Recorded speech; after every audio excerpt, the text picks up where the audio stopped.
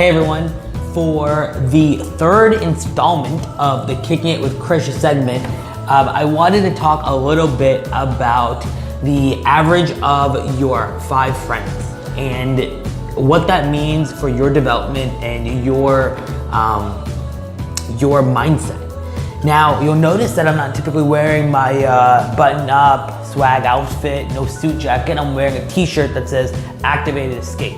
And this is because I spent the last, a few weeks ago, I spent about 4 days in Cabo in Mexico, working and really getting to know and connecting, truly connecting with some incredible entrepreneurs. There were 50 of us from all around the country, and even some from other parts of the world, that came together all for 2 purposes. 1, to create real relationships, and 2, to be able to open up and be authentic with each other. Now, the challenge of that with any entrepreneurs is, as anyone listening to this video knows, that it's tough to always be yourself, right? You always kind of have to be in work mode, whether you're the boss and you have employees, or you have to kind of be in problem solving mode, and you don't always have the same time to connect with somebody who's going through the same challenges you are.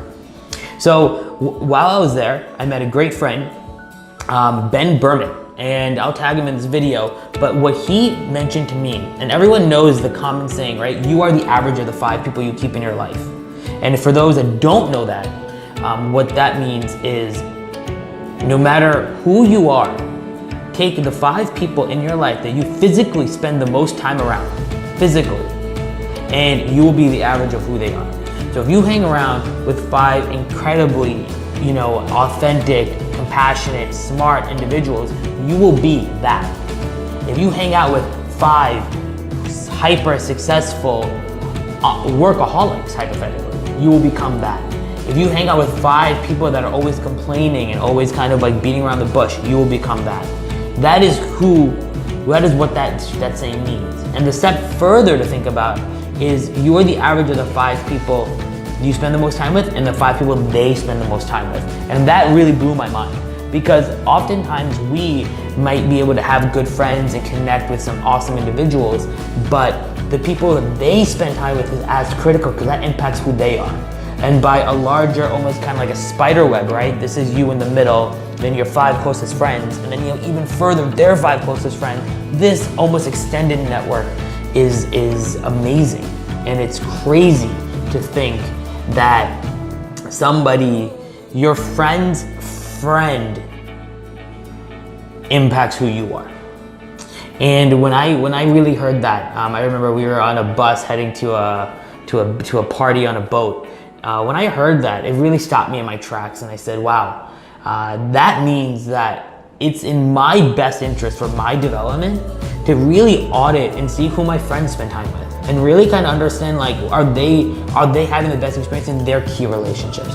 Whether I'm part of their core 5 or I'm not, that's okay. But to see who they spend the most time with and help them through that process is really important and really worthwhile. Because again, at the end of the day, I feel like when you consider this mindset of spending the most time with people in your life, of who you spend the most time with, every single person on this list, for me, it's always about, with zero hedge, it is always about helping them be the best version of themselves, because I care so deeply about them. And with how relationships are forming now in 2018, 2020, you always hear people are struggling to connect. So my challenge, my caution is to make sure that you are in fact having real relationships with people. You are proud of the 5 you spend the most time with. Whether that's a parent, your sibling, your coworkers are up there because you physically spend the most time with them. Your boss, if you physically work with your boss a lot, that's up there, right? Your roommate perhaps, that's up there. Your girlfriend, boyfriend, that's up there. Anyone. So please audit that, be careful of that, and then also see who they spend the most time with. And you could always ask them, who are their 5 key people? And get an idea of kind of what that means for them. And I really implore everyone here, if you value growth in your life, focus on the 5 people you spend the most time with.